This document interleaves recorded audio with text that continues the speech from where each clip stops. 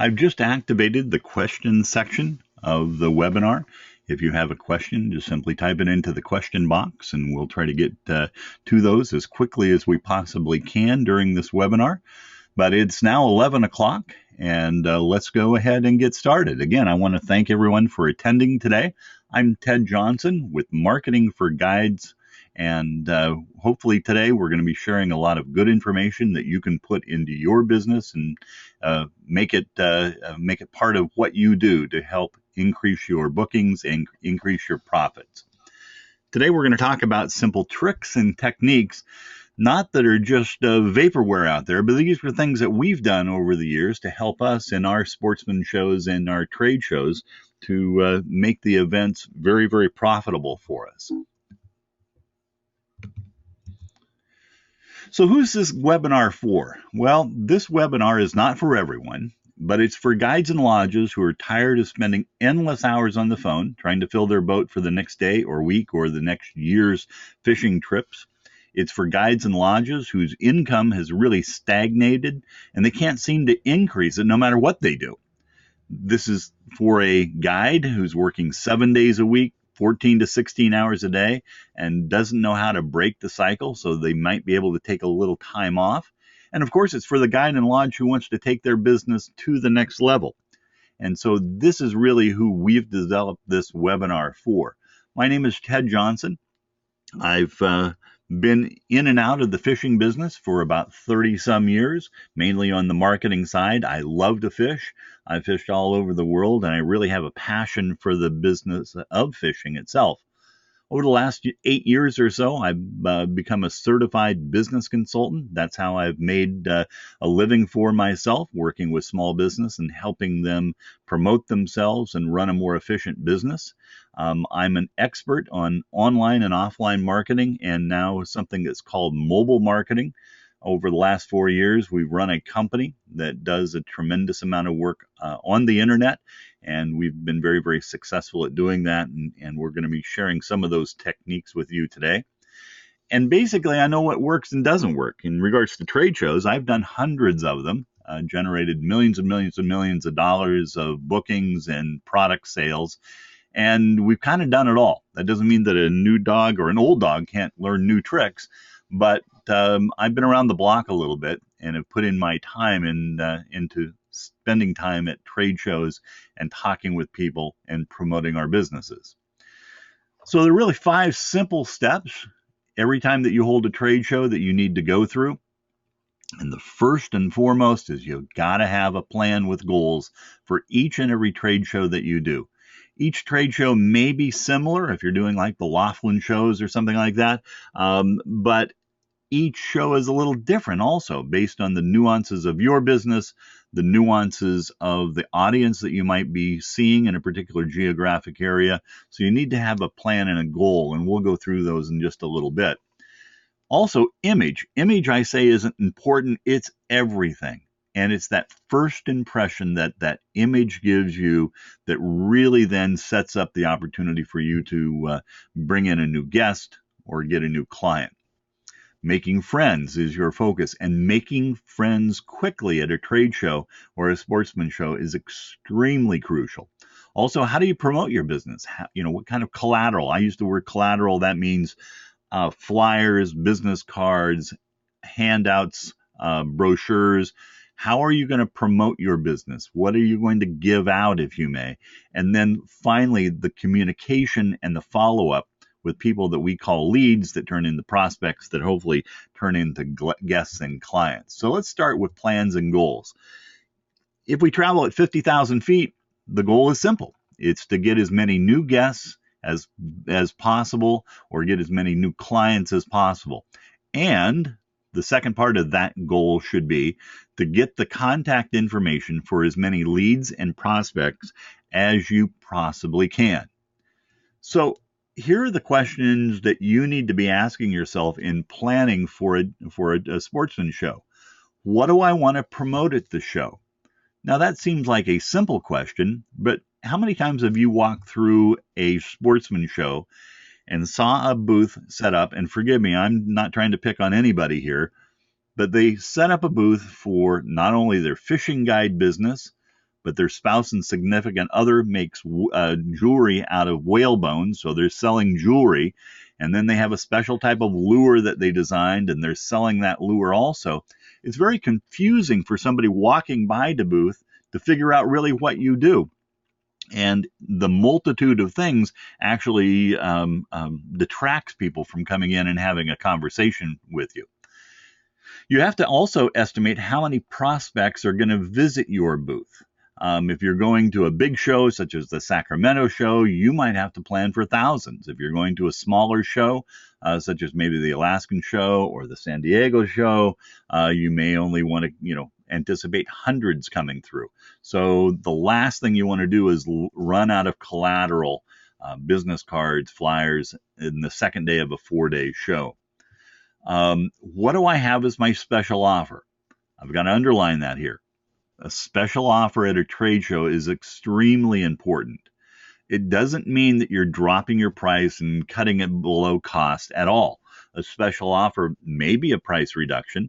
It may be something else that you're offering at your lodge for this group of people, such as a fly out on a particular day, or going and fishing for another type of fish that you don't usually go after. Something that makes it special and attractive. Of course, what do I hand out? What does my collateral look like? Do I have to generate new collateral for a specific show? And who do I need to contact and let them know I'll be at the show? Let me expand on that just a little bit. Let's say you're coming in to do the Portland Sportsman Show, and you've got 15, 20 people that have come to your lodge or used your service over the last few years that are from the Portland area. It's extremely important to reach out to them prior to being at the show and just saying, hey, stop by and see me. I'm going to be in the Portland show. Love to talk with you. Now, here's the philosophy behind that. And it comes around to the old phrase, birds of a feather flock together. If you have someone that is coming to a sportsman show and they've spent the dollars to come to your lodge or to be guided by you, they're probably not going to come alone. And most often they're going to bring their fishing buddy. And birds of a feather flock together. That fishing buddy is probably an affluent male, right, that is looking for an escape in life, such as fishing. And the possibility there is very great that when your past client or past customer or guest comes to your booth, you might also have an opportunity to work with his friend also.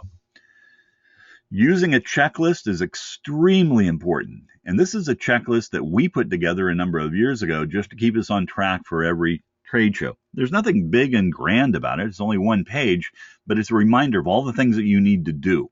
And I'm going to be sending this checklist to you at the end of the webinar. You're going to get a number of files directly emailed to you. These are all of the products and resources that we're going to be talking about here today. Now, I've got to put a caveat here. I am not an affiliate. I don't get paid by these companies to promote them. These are simply resources that we've used over the years that have worked for us. And I'm going to be sharing all of that information with you in a PDF that we'll be emailing you. And this checklist is part of that email that we'll be sending out at the end of the webinar. So a trade show is like a grand game of Where's Waldo, right? If you have kids, if you have grandkids, remember the books, and you have a big picture with lots of people, and you're trying to figure out where Waldo is. Well, I'm going to call him Wally. Wally is your customer. Not everybody that walks by your trade show booth is really your prospect or really your guest. There's only a few, and that's what these arrows indicate, is possibly the people that would want to come and fish with you. It's not everybody, and it's your job at a sportsman show to filter all these people out real quick and find the ones that are your particular lead or your particular prospect for what you have to offer. That information in regards to those people then goes into what we call a sales funnel, and a sales funnel starts with leads, and once you then process the leads a little bit, then you refine it down to prospects. These are people that seem to qualify, and then as you refine the prospects, they become your customers or guests. But as I said, there's a filtering process that needs to go through. And most guides and lodges are not filtering until after the show. But there are ways to filter these people as they're walking through the trade show very quickly to determine if they're a lead or a prospect. They start with simple questions, right? When are you looking to take your trip? If I was a lodge in Alaska charging $7,000 a week, I'd ask this question right up front, almost within a minute after meeting somebody, because I'm going to want to determine if they're going to be a prospect for this year's fishing season, or is it next year or 5 years from now? So when are you looking to take your trip? That's going to tell you immediately if you should move that person possibly from being a lead to a prospect. If they're showing interest in getting in more information from you and staying in touch with you. If you simply say, hey, I'd love to get back in touch with you, can I call you next week? If they go, oh, no, I'm just sort of kicking around, well, I think that's pretty much a lead, not a prospect. And are they willing to come to a special event? And I'm going to park here for a second and talk about special events, because special events have been one of the tools that we've used the most successfully in the trade shows and the sportsman shows that we've done. A special event is one that you hold during the sportsman show on the last evening before the last day. So in most cases, it's a Saturday night. And what you do is you invite people to this special invitation-only meeting where you're going to prepare a presentation. You're going to give a real special offer at that special event. And what that does, when you hand somebody that invitation card, and you need those printed out, say, hey, we'd like to have you at our special event at the Hilton Hotel on Saturday night. Looks like you're really interested in what we do. And this is really kind of something that we're only doing for people that we truly feel are interested in our lodge. They're going to feel obligated. And remember, we go back to that birds of a feather flock together. The chances that they're going to bring a guest are extremely high. The chances of them bringing a guest that is like them is even higher. And so you're going to have a chance to market not only to the people that you've talked with, but to the people that they bring. Of course, invite your past guests or clients to this special event, and they'll bring their friends also, reaching out to them saying, hey, we're having this after hours event. It doesn't have to be expensive. Offer some sort of dinner or hors d'oeuvres. The most successful special event I ever was involved with was in Arizona. We put on a Saturday night special event. The guy that I was helping did $80,000 in business that night alone. And you know what he served for dinner? It was Subway sandwiches, a bag of chips, and a Coke. I kid you not. It was not what people got to eat. It was what he had to say in front of them. And then, of course, the special offer that he brought to the table that night. And then also invite non-competing vendors. Don't invite the lodge across the island from you. Of course, they're going to try to steal your clients. But invite the boat manufacturer, the lure manufacturer, somebody else from the show. Hey, I'd love to have you come. And when they come, they'll listen to your presentation. They become a silent salesperson for you also. And then there's somebody else in the room that people can talk with and associate with you. And that gives you more credibility when you do that. So anyway, these special after hours events, again, don't break the bank doing it, are highly effective. Image. Image isn't just something, it's everything, right? And it's not just a logo. Are you organized? And are you organized in your sportsman show booth? Do you look clean, right? Do you have things in a certain way? Because when people come and they want to be your guest or they want to fish with you, they're going to look at your organization. Are you clean? It's important to have a clean boat. It's also important to have a clean sportsman show booth. Is it organized? And do I feel comfortable with this individual? Also, you have to come off as caring. Caring is part of this image. If all you do is talk about you and you never talk with the potential customer or guest, that's not necessarily showing that you're a caring individual. So remember the old phrase, we got one mouth and two ears. We should listen twice as much as what we talk is highly important at a sportsman show. Are you prepared? That really comes back down to really, are you organized? Do you have your collateral prepared? Is it in a place where that you can get to it quickly? Can you talk about the different special events that you have? Are you educated? Educated in means of the type of fish that you fish for, but of course, all the other things that go along with this. What happens when you take customers or guests out and the bite's not on? Well, you're on stage, my friend. And if you're not educated in the type of wildlife, in the type of flora, in the history of where you're fishing, it's going to be a long day. And your guest is going to be rolling their eyes, going, why in the world did I fish with this person? Right? Some of the best fishing trips I've ever had, we caught very few fish, but I got to know the guide really well. And I got to know a lot about the area and the wildlife and the flora. And we just had a great time. Remember, I'm looking for, as your guest, right, or as your client, I'm looking for a distraction from my busy life. And catching fish is really important to me, but I also understand that the bite's not always on. And so having someone in the boat that provides that type of information to me and I can bond with is really, really important. Are you safe? Am I going to feel comfortable putting my grandkids in a boat with you and know that we're going to be treated in a way that we're going to be safe, right?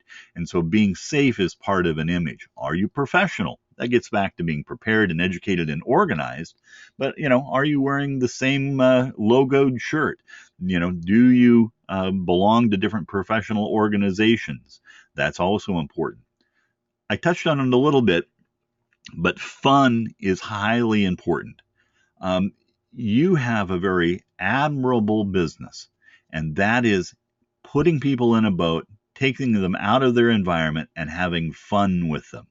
If you don't look like or don't come off as a person that I want to spend my day with, or if you're a lodge, my week with, then I probably am not going to invest the money to do that because I want to have fun. And are you a fun-loving person? Being successful is also important. That goes along with being professional, organized, clean, and caring. Do you, have a good track record? Do you look like, that you're funded well enough? Do you have the right kind of boat? Do you have the right kind of equipment, right, of a successful guide or lodge? And then, of course, your expertise comes right along with the education. Well, let's take a look at a trade show booth. This may or may not be someone at a sportsman show, but nonetheless, we'll just look at the components of this. And I took this picture because these guys are doing things wrong. The first thing I want to point out is their table placement. And how many times do you walk down the aisle of a sportsman show and see people standing behind a table they have right up front?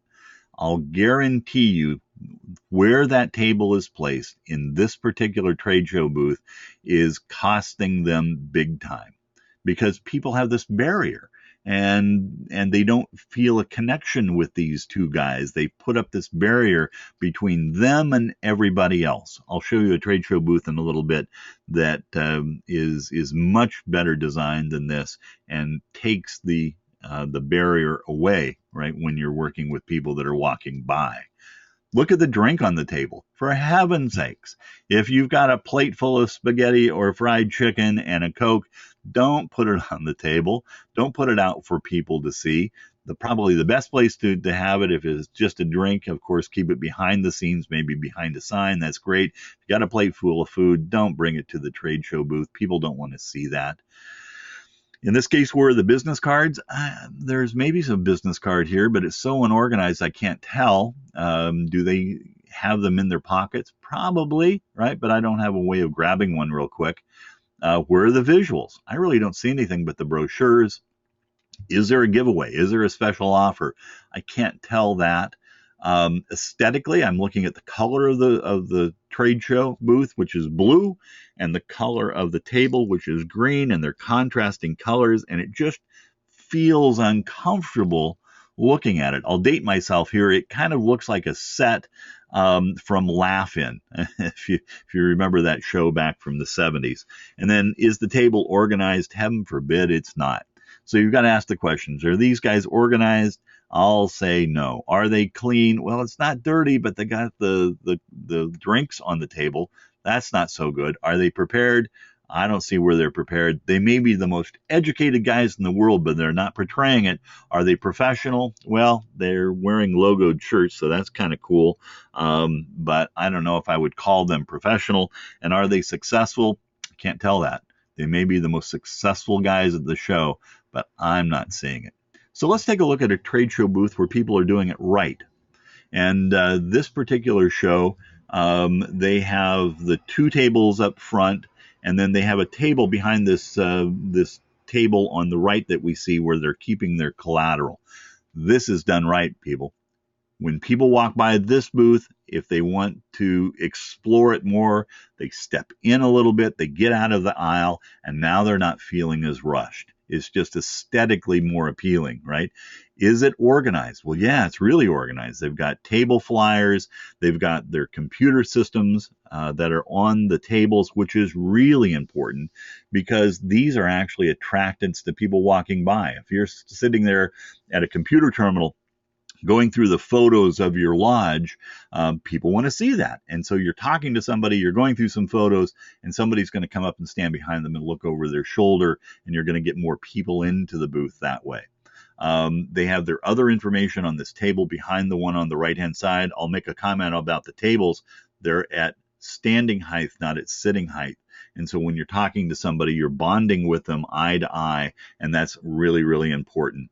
The color blue here is very important. Blue is a professional color. It promotes calmness. It just feels good. And so anyway, this trade show booth with the color blue is very, very appealing. These people are doing right. You then go through the list. Are they organized? Sure looks like it. Are they clean? Yep. Are they prepared? They thought this one through, absolutely. Are they educated? I'll have to make that assumption, but I think it's a fairly good assumption that they are very educated because they've taken the time to set up a trade show booth correctly. Are they professional? Yeah, it looks like it. And are they successful? Again, yes, it does. It's somebody I might want to spend some time with if I was at this show. Now, I'll put a little twist to this. We've all been to trade shows where people have that clacker wheel. And I was at a Sportsmanshow a while back, and one of the casinos had those great big clacker wheels, and people were lining up behind them to spin the clacker wheel. Well, I was at a show this summer, and one of the vendors on his iPad had a clacker wheel that was killer. People were lining up to use this thing. You know, renting a clacker wheel is $1,000 or $2,000. It's a lot of money. But there's this app out there for iPads called iPrizeWheel.com, and you set it up just like a clacker wheel. People want to spin it because they'll win a lure, or they'll win a fishy a gummy bear, right, or the gummy candy. You might want to put on there, win a free trip or a lure or whatever else. But before they spin, they have to give us their name and their email address and their telephone number. And I was thinking at this show that was going to detract people from putting that information in to spin the wheel, but it really wasn't. They were more than happy to give us that information, and then they would spin the wheel, and it had a clacker sound to it. It was really cool. We could have it running on multiple iPads at the same time, and we were just using the media a little differently. I'll be sending you in the information that comes out information on iPrizeWheel.com so you can take advantage of this new technology. So what happens when somebody is talking to you at the booth and you ask the question, would you like to book a trip with me? And the answer is, let me think about it. And a lot of people anymore don't want to give you their phone number or their email address. They really want to think about it. And they know if they give out your email and their phone number to too many people, they may just be bombarded with marketing information. I'll tell you, that's the furthest thing from the truth. I've gone through a lot of sportsman shows, put my card in a lot of fish bowls. I hardly get a call. It's horrid. So it gives us a real opportunity to market ourselves hard. So they take your brochure and they go, let me think about it. And they then at that point take it home. And when they take it home, they not only sit there and talk with their wife or husband or significant other, they look at your brochure, but they also look at your website. And if your website is not up to date and supporting what you're doing, I guarantee you, you're losing business. Now, I'm picking on this guy. This is an actual website of a very large, successful lodge in Portland, Maine. And this lodge has politicians that come to it, high-end business executives. It's a very successful lodge, but their website, although it's crisp and clean and looks professional, is not doing anything to help them bring in new business. It's just kind of a brochure online. When I look at a website, I go through these questions very, very quickly. Is the phone number appropriately displayed? Is there a compelling reason that I would want to contact them? Are there pictures of fish and fishermen, right? And video. Where's the video? And we'll talk more about video here in a second. So if I look at this website, the first question was, where's the phone number? Well, the phone number is in the perfect place. These guys have it in the right place, but it's this cute little 1-800-99 and then the word Leans, which is Leans Lodge. Well, that used to be a marketing ploy that people used a number of years ago. But most people now are calling lodges and calling guides using their mobile phone. And the trouble with using letters in the phone number is that a lot of mobile phones don't have the letters associated with the numbers anymore. And that will frustrate people. You need to go back in this case and spell out the phone number and get rid of the word Leans. Is there a compelling reason to contact you? Well, these guys have a contact button. But as a visitor, I go, well, so what? I mean, they'll just ask for my name and my email address, my phone number, and I'll ask for contact. You know, there isn't a trade-off. If I give you my name and phone number, do I get anything, right? Do I receive a newsletter from you? Can I sign up for the free trip giveaway or drawing on your website that I was just at the show at and forgot to do? You need to put a compelling reason on your website as you're doing your trade shows and sportsman shows to get them to give you that information. Where's the pictures of the fish and fishermen? When I look at this, I go, well, this is a cute fish. I think it's a smallie. In Portland, Maine, it may be a great big smallie, but I still go, so what? I don't see smiling faces. I don't see fishermen with lots of fish or a fish box full of fish. You're really selling an experience. And here I'm looking at a fish that sure as easily could have come from a fish market, not from fishing with a particular guide or particular lodge. And then the other thing is video. And video used to be very, very expensive to produce and even more expensive to get on the web. And that's turned around dramatically over the last few years with the advent of mobile phones that have video cameras built into them, with a system called YouTube. I'm sure you're familiar with it, where you can post those videos, have your own channel, and videos, again, have become very, very inexpensive to produce and put out there. There's actually a system called animito.com. In the literature and the information I'm going to send you, there's a link to this. You can go in and you can publish then your own collage videos. I'll show you one that I did. It took me like 10 minutes. I just took pictures of, let's see, just took pictures of from a guide that I had, and I merged them together.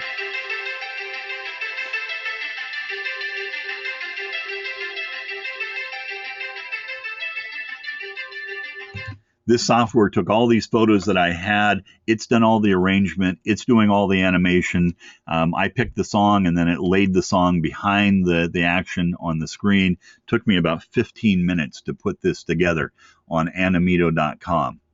Once and animito.com costs you about $40 to use, and you can do as many videos in a month as what you want, and then you don't need to keep subscribing to their service, although you sure can if you have a lot more videos to do. To put a video on YouTube, you simply go to google.com. Google bought YouTube a couple of years ago, and that is all now done through Google.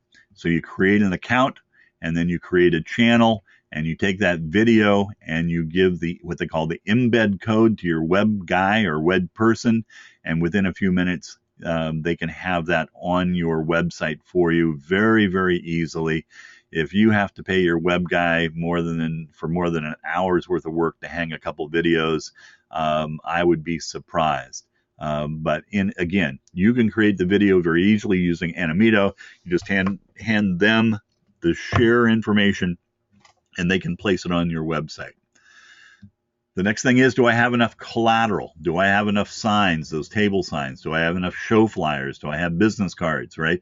Make sure you're prepared with that information or with that collateral every time that you do a trade show. We've used over the years a service called printkeg.com. This will be shared also in the literature that you're going to be getting. Printkeg is a company that's located, I think, in the Carolinas, and they do an outstanding job of quickly printing and then getting you that print back. It's sort of like a Vista print, but they're more professional, I feel, in the quality of their work, and they're priced as well, if not less expensive than Vista. So PrintKeg is a great place to get this stuff done at. Making friends. People do business with people that they know, they like, and they trust. If they don't know you, they don't like you, particularly if they don't trust you, they're not going to do business with you. So when you're having a conversation with people, you need to figure out something in common. That gives them this feeling that they know you. Is your family's common, right? Do you have small kids like they do? Do you have other interests? Are you an Oregon Ducks football fan? And you can talk about that. Or do you have a mutual acquaintance or friend? Also then blend into the conversation what you like to do, right? And am I likable?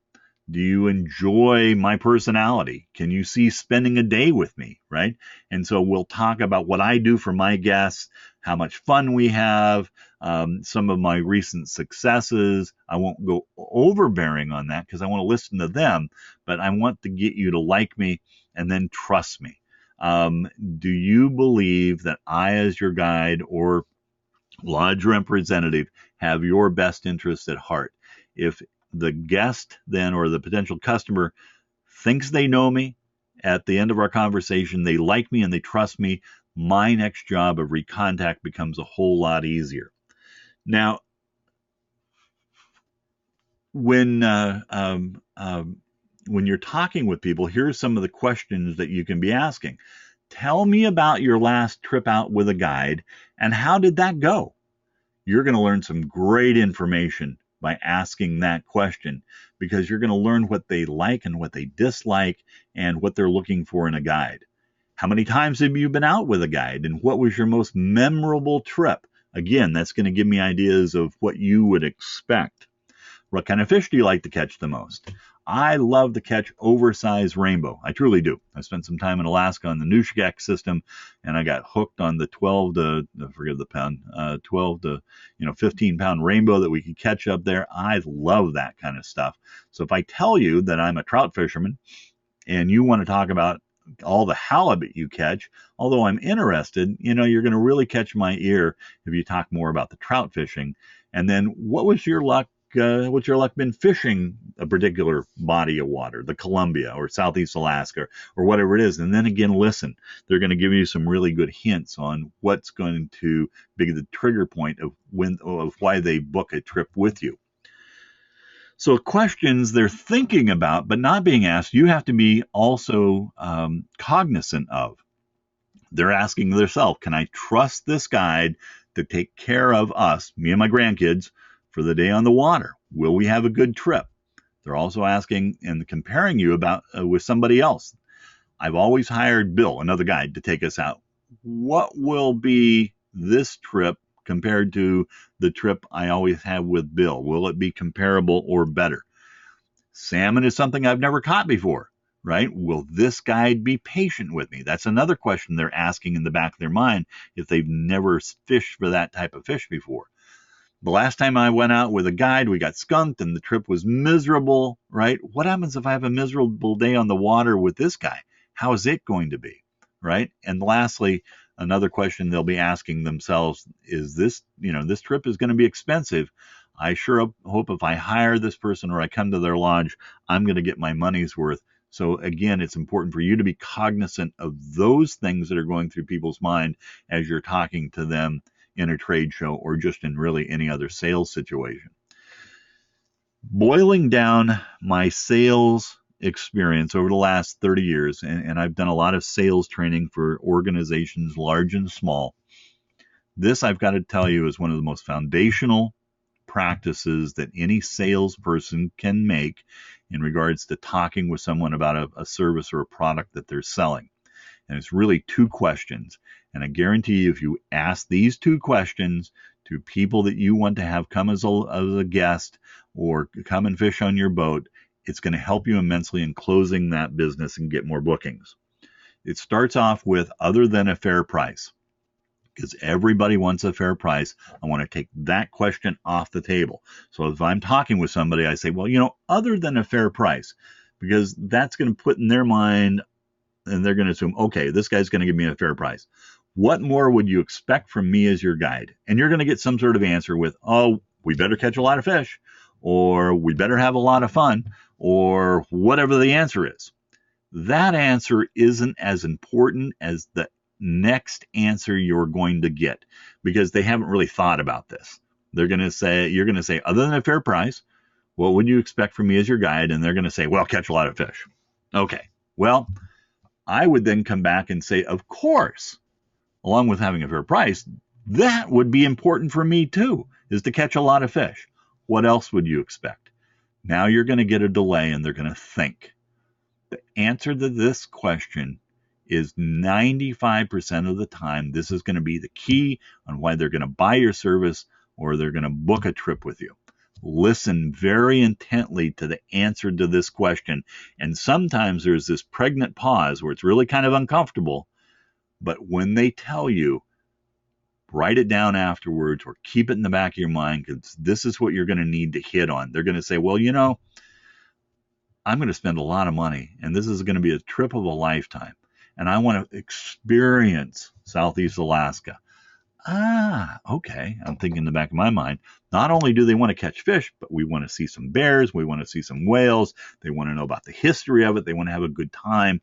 And if I highlight those things based on this guy's that answer to the second question, that's going to be really, really important to the success of my business.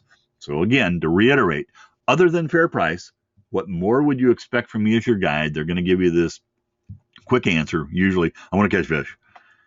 And you say, of course, catching fish would be very, very important to me too. What else would you expect? And then you be quiet, because this is the pivotal answer to this question, and it's going to help you immensely in booking the next trip. Some great books on sales. One is called Story Selling. This is in the information that I'm going to be sending to you. You can get it on Amazon. You can get it at bookstores. I'm not one of the authors, but Story Selling, selling using stories, has been around forever. If you read the Bible, Jesus talks in parables. Basically, he's selling ideas and concepts based on stories. People love to listen to stories, just not be sold on features and benefits. Another book is for you as the business owner, and I would recommend this book, and I have to anyone. I've given out hundreds of copies of this book. It's called The E-Myth Revisited.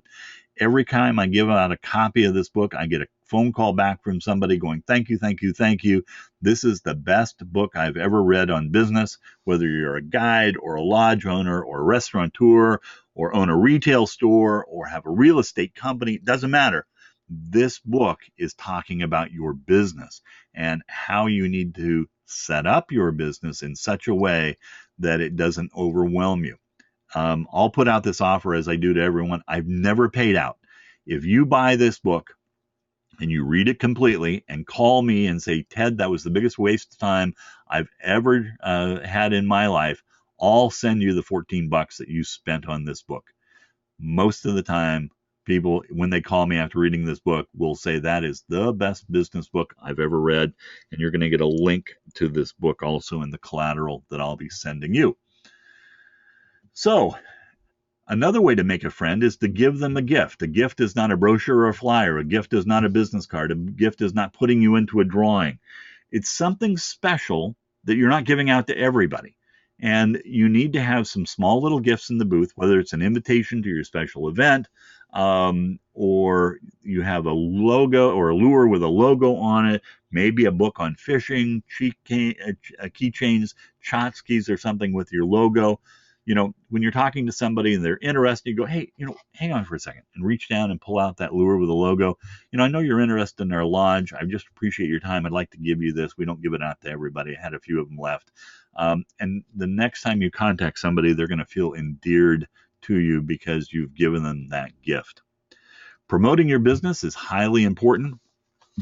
This is called a QR code, and a QR code is a marketer's best friend. And remember Al Pacino, say hello to my little friend. Forgive my bad impersonation of Al Pacino, but in Scarface. But this is something that is hitting the marketing horizon in a very big way. A QR code was designed back in the 90s by Toyota Motor Corporation to keep track of all the parts on all the cars they were starting to build, because a barcode only gave you 16 characters of information, and they wanted to store a lot more. This particular type of barcode, and it's really a type of barcode, holds 3,600 pieces of information, and scanning this can do all sorts of things. You can set up a QR code to go directly to your website, to a mobile application, to a bookings page. Now, QR codes are typically scanned 99% of the time by mobile phones. 81% of all of the U.S. population will have a smartphone with a QR code reader in it, they say, by the beginning of 2015. If you're sitting there with an iPhone or an Android phone in your hand, you have a smartphone that can read these QR codes. And people will say, well, these QR codes, nobody's scanning these that really are serious. It's primarily kids. Nope. They did a study about 6 months ago, and they found out that about 70% of the time QR codes are scanned by affluent middle-aged males. And think about that for a second. Who do you want in your lodge or your boat? I'll bet one of the niche markets is affluent middle-aged males. And if you're not addressing this, you need to start thinking about it.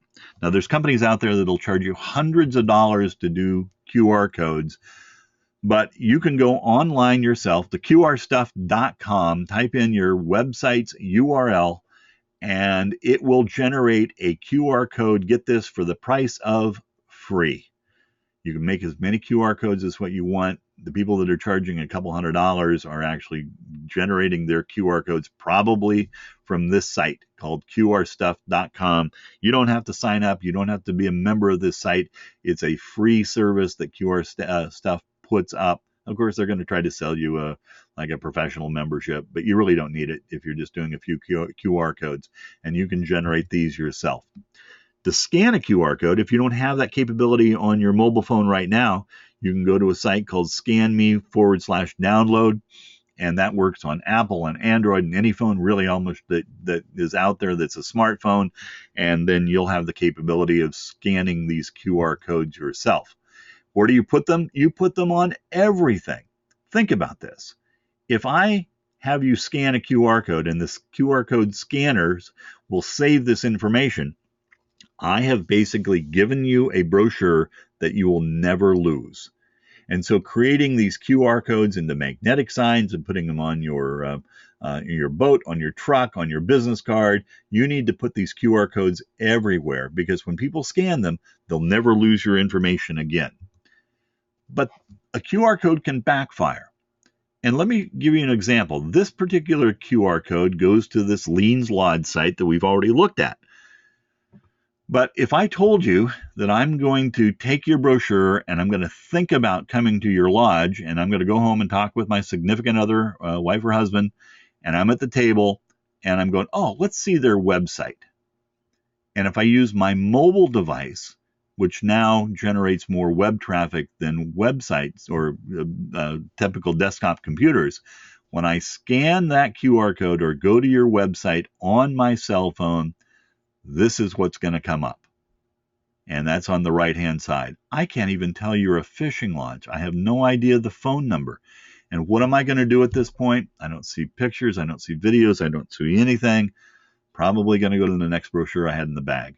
right? So you need to address the problem of your website that you spent thousands of dollars on. Is it adaptive to this new mobile environment? Now, I'm not trying to sell you a website. That's something that we don't do a whole lot of, right? But it's really important that you get a hold of your web person, right? Because this is a serious design problem. A lot of times, if your site was developed out in something called WordPress or Drupal, they can go in and they can add what they call a responsive a piece to the website, and it'll format better. It still won't take advantage of all the cool things that the phone can do, but at least it formats better. And then you also want to make sure that you're not using videos or photos that use the system called Flash, which this site does. You can't even see the videos or the photos here on a mobile device when you take a look at their site. And a lot of times it's just a simple fix by the web person. Now, as I mentioned, we're seeing now more websites being looked at on mobile devices versus desktops. And we've spent thousands of dollars setting up our websites to show on desktops, only then for them to look this way when they go to a mobile device, which is now the majority of the type of web searches that are being done. What you want to consider is not only getting your website to be responsive, but maybe even look at a mobile application. Mobile application is a little bit different than a traditional website that looks good on a mobile phone because it takes advantage of all of the functionality of the mobile device. Quick call buttons, you can share it, you can book trips. There's lots of things that you can do if you have a mobile application that is set up in such a way that it not only promotes your business, but it gives people a reason to keep your mobile app on their phone. A mobile app can be determined, if you may, it has its own little icon on your device. When you click that, you automatically go to their mobile application. This is actually a live mobile application for a guide called Jason Berg at Hotline Guide Service. He set up this neat little icon on the phone, and when you download his app, you can go directly to his application by clicking on this icon to the left. So these QR codes can be extremely powerful in today's new technology of using mobile phones to do web searches versus simply just doing them anymore on desktops. Where do you promote this QR code? You promote it on everything. You put it on your table signs, your show flyers, your business card. You're really wanting people to download the application and have it on their phone, because then at that point, they will never lose it. And when it comes time to booking a trip or looking further into a lodge, they go, oh yeah, I've got Hotline Guide Services app on my phone. Let's take a look at that again. Here's an idea for you lodges. Typically, at the end of your season, send people out a thank you card and a gift, and include in that thank you card and the gift, and this gift I think is a little jade whale tail that this company found. Put your show schedule, and not only put your show schedule so they can come and visit you, but also put the QR code for your application or your link to your mobile website. And that will get more and more people of your old customers or returning customers having your information also. Follow-up is highly important. When you do a trade show, you're going to get a list of business cards. You're going to get a list, maybe of sign-up cards. You're going to get names and telephone numbers. And the follow-up typically by guides and lodges is, I'm going to jump on my phone. But you start doing lots of trade shows or over multiple years, you've got a tremendous amount of leads that you're trying to follow up with. And I won't ask you to respond to this, but what are the chances that you're going to get back to everybody that would really become a guest or a prospect? I imagine things are going to fall through the cracks. So utilizing a system called MailChimp or a Weber or Constant Contact or a blend of these is very smart for a marketer to do.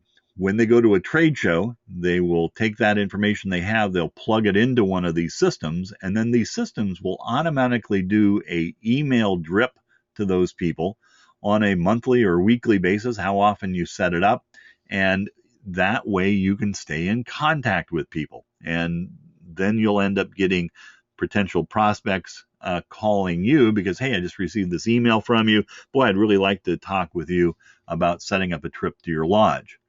MailChimp.com, if you can believe it, is free. And that's a service for the first 500 leads that you put into it.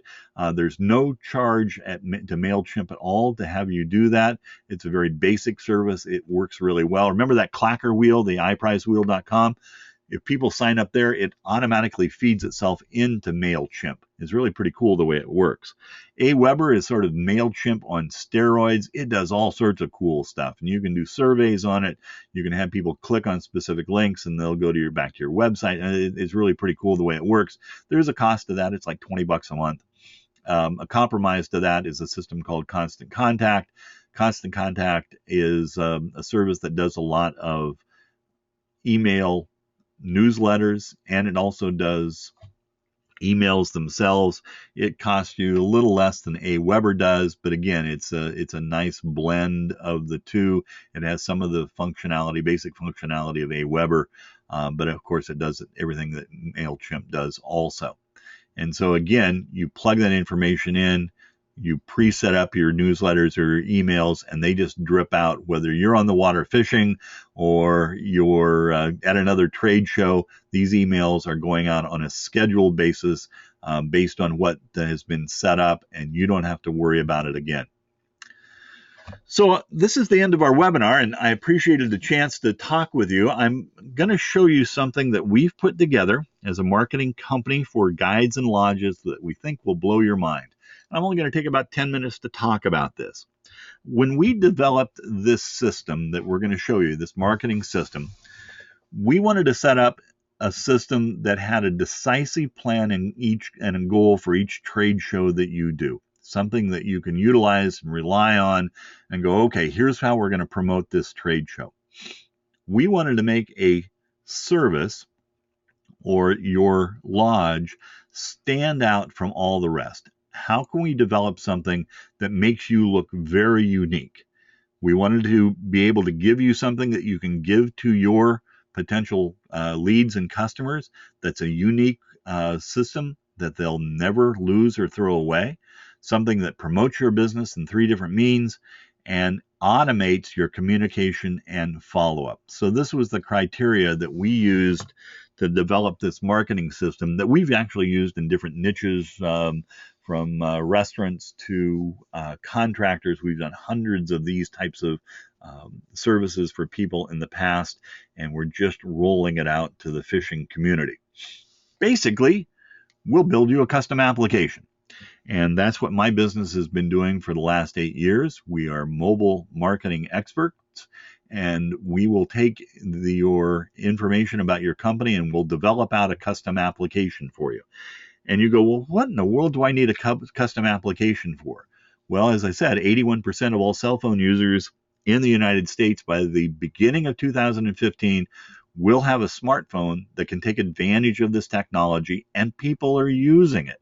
It's really become a revolution when it comes to using the internet, because it's so much easier to jump on the internet using a mobile device than it is on a website or doing your desktop computer and booting it up and trying to do a quick internet search. People say, well, who has apps on their phones? Well, I did a count the other day after I looked at this study. I've got 82 apps on my cell phone. Now, I'm kind of techie and geeky, but I have a little over 80 applications that I use. The typical user has about 40 applications on their phone, so it's a technology that is being used. And so again, here's the concept. What we're doing is at a trade show, we want to promote people to put your application on their phone. So if I was Jason Berg at Hotline Guide Service, as everybody stepped through the booth, I'd be saying, hey, as you're taking a look at us, we've developed out this application that's really killer. It not only tells you about our business, but it has some great tools on it that you'll want to keep for perpetuity, and that to help you in your fishing life. And I'll show you what those are in just a second. So we've really turned this application into a gift. It's a true gift for people to have. And the gift then is the functionality that we've built into this application. Here are 10 different functions that we have set up on this particular site. We customize the functionality of it for you and your business, and we take advantage of your geographic location, the state that you fish in, and other types of things. And I'll go through each one of these functionalities very quickly. On the home page, what we call the splash page, you have a button down there called the Call Us button. If somebody brings up your application and wants to talk to you, they hit the Call Us button, bingo. The phone then rings and you're talking to them. If somebody likes your application and they want to share it, all they have to do is hit the share button, and it will then be shared throughout their Facebook network with all of their friends on Facebook saying, hey, I got this great new app. It's called Jason Berg's Hotline Guide Service app, and it does all sorts of amazing things.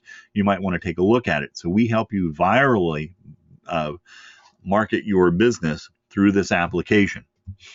Also, we have a More page. There's other functionalities on the More section, such as testimonials, videos, submit a photo, fishing synopsis, drawing signups, and then there's some other functions that we've also put into it. In here, we have something called Book a Trip. So on the main page, this is the first button. If I wanted to book a trip with Jason, all I do is hit the book a trip function. It says, give me your name, your phone number, what do you want to fish for, your email address, and the date you want to fish, and bingo, I, as the guide, in this case Jason at Hotline, get not only an email but a text message saying, hey, this guy wants to fish with you. Here's the information, you can contact him. We have the option also of putting in credit card processing here, and we can even collect deposits or full trip payments directly off this portion of the application. Fishing reports are killer. You can update those yourself, or you can use our system to automatically update them for you. And those fishing reports can go out on a weekly or monthly basis. And the fishing reports then go to everybody that has your application on their phone. Can you imagine getting a text message? It's really not text, it's called push message, that says fishing is very good on the Columbia, just west of Hammond. Picked up a 30-pound king today. Give me a call. I've got places in my boat next week. Right? That would be a killer thing to get out to the hundreds or maybe even thousands of people that have your application on their phone. There's something that we call submit photos. If you have a guest in the boat with you that has just caught a nice fish, you encourage them with their mobile device to take a photo of it. And then at the end of the day, you show them on the application how you can then select those photos, and then they'll be submitted directly to you. How many times do you ever wait for customers after they catch a big fish, to email you the photos? It doesn't happen. Well, this submit a photo allows them then, while they're in your boat, to take the picture, and it's automatically then sent to you so you can put it on your website or your other collateral or even on your mobile application. This is a really popular feature with guides that guide different bodies of water that meet people. We then can take and put in your places where you meet people on a number of different waterways, and it brings up a map. And you click on one of those pins. Let's say it's the Deschutes pin, which is in purple. And then the phone, through its GPS system, gives the guest or the client a turn-by-turn direction to where you're going to meet them. How many times in the past have you lost a couple hours worth of fishing because you can't find each other? Well, this is turn-by-turn directions to marinas, ramps, the waypoints that you use, and that sort of thing. Fishing regulations. We have digitized the fishing regulations in your state and put them on the phone, and we update them every time they update. And so this is just a killer function that, how many times do you go to the store just to pick up the new fishing regulations? No need. My app has the updated fishing regulations on it for you. And we can put those on for multiple states also. And then also we can put in something called, a sign up for a free trip. And you can then promote to people that, hey, if you didn't sign up for the drawing at the Eugene show, just go to the application that we have, put in your information, and then we'll put you into that drawing. So a lot of people that just take your information, they download your app, and then they get home, they start looking at it and go, oh, crap, I could have signed up to win a free trip. And so they'll put their information in here, and now you've captured their name and their email address, and you can start then sending them those newsletters through MailChimp or the emails that automatically go out automatically. You build your list, and they get a really nice communication sequence from you over the year. Now, here's the killer thing about an app. Anyone that has the app on their phone, by FCC regulations, you can send out what's called a push message and inform them of a fishing report or a little bit of information about your lodge or your guide service as often as you like. You don't want to overuse this because it's extremely powerful, and you just don't want to irritate people. But in this case, I went into the dashboard on the app, and you can do this too through your dashboard. You can put in, this is from Hotline Fishing. We're killing them on the Columbia. I have dates still available next week. This person was looking at my app when this message came up. Well, here's another phone, and another guy was looking at college football results, and the message came up over the top of whatever I was looking at. This guy was checking his text messages. Here's where that information came up. This phone was sitting idle and just on the menu page, and my push message came up.